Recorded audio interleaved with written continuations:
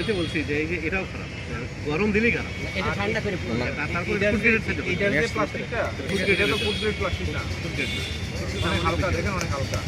Food grade হলে দাম অনেক বেশি হবে। এই অন্যান্য দেশে আপনার প্লাস্টিকের বোতলের গায়ে লেখা থাকে কোনটা ফুড গ্রেডের প্লাস্টিক, কোনটা ফুড গ্রেডের না। এটা না ন্যাচারাল মধু না বানাই যায় এই দোকানকে আপনার? জি, আমরা চাষ করেন। আর এমনি ওই যে বনের থেকে যে সংগ্রহ করেন ওই মধু নাই? আপনি এটা তো বনের মতনই ওই রকমই, আমরা প্রাকৃতিকভাবে সংগ্রহ করছি। সংস্থার প্রসেস করে। হ্যাঁ, মধুর একটা শুনলাম মৌমাছির চাষ করে, প্ল্যান করে মৌমাছির চাষ। এখন অনেক জায়গায় কিন্তু মৌমাছির চা কলে বসাই দেওয়া হচ্ছে, সেক্ষেত্রে পরিষদ থেকে যে মধুটা আসবে ইয়ে পাবে। আপনাকে একটা জিনিস বলি, এগুলো কি মধু? এটা কালো জিরা। কালো জিরা, কালো জিরা, জালজিরা আমাদের কালো কালো হয় না? আচ্ছা, আমি একটা জিনিস শুধু আপনাদের বলি যে এই যে প্লাস্টিকগুলো যদি ফুড গ্রেডেড না হয় হবে না, তাহলে কিন্তু এই মধুর অ্যাক্টিভিটি থাকবে না।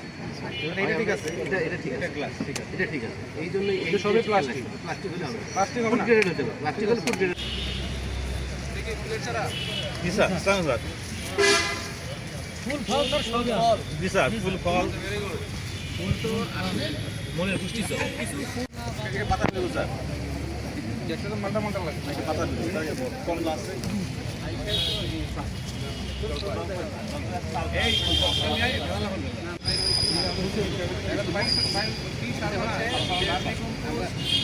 তারপরে কি কি সার বানান? আচ্ছা, এগুলো কি দিয়ে বানান বলেন তো?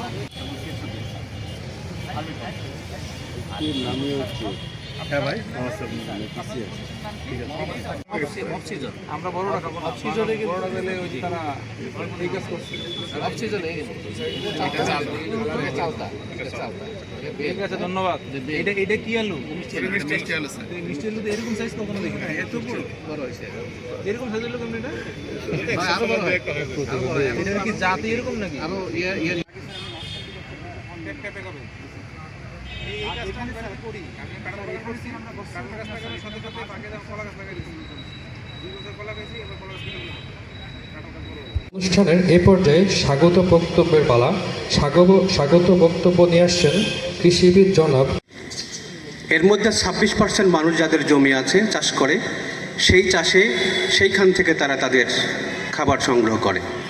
বাকি 74% আমরা বায়ার, আমরা বাজার থেকে কিনে খাই। তাহলে আমরা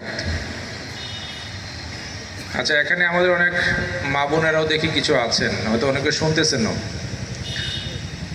তিনাদেরকে টার্গেট করে বলছি এই কারণে, আমাদের বাসায় যে ফুডটা প্রসেস হয়, আমরা তো দিনে যত খাবার খাই তার অধিকাংশ খাবারটাই তো বাসায় খাই।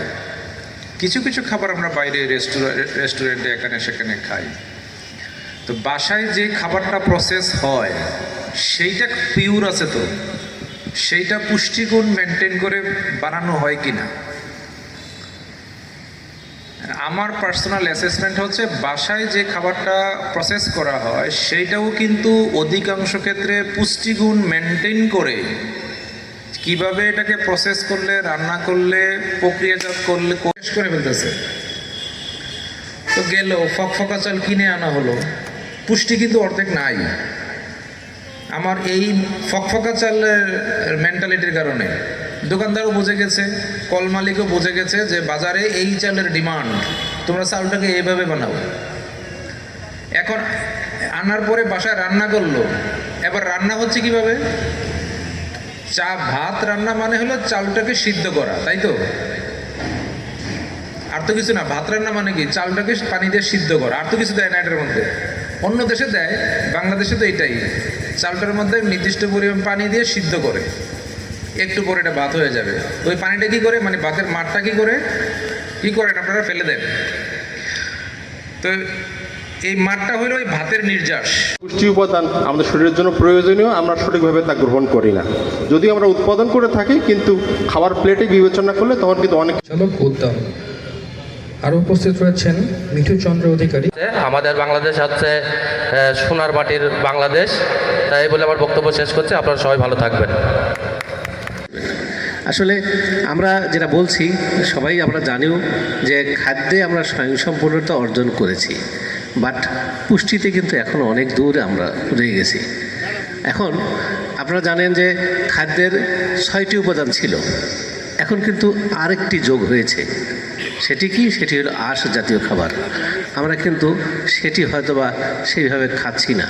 সেই আঁশ জাতীয় খাবার যদি খেতে চাই তাহলে আমাদের এই যে সবজি এবং ফলের প্রতি বেশি পরিমাণে ঝুঁকতে হবে। স্বভাবতই এই ফল এবং সবজির উৎপাদন কিংবা ফলন কিন্তু দানা জাতীয় ফসলের থেকে অনেক পরিমাণে বেশি।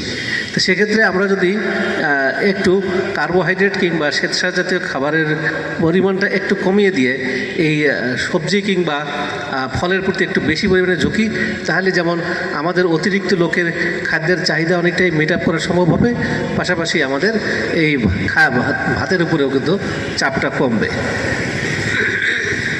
আর সংক্ষিপ্ত বক্তব্য শেষ করছি। সবাইকে ধন্যবাদ। আসসালামু আলাইকুম। আমি আমন্ত্রণ জানাই আসলাম হোসেন অর্ক, আহ্বায়ক বৈষম্য বিরোধী ছাত্র আন্দোলন। কিন্তু আমাদের সবার জন্যই ক্ষতিকর। তো এই বিষয়ে যারা আমরা কৃষক আছি তাদেরকে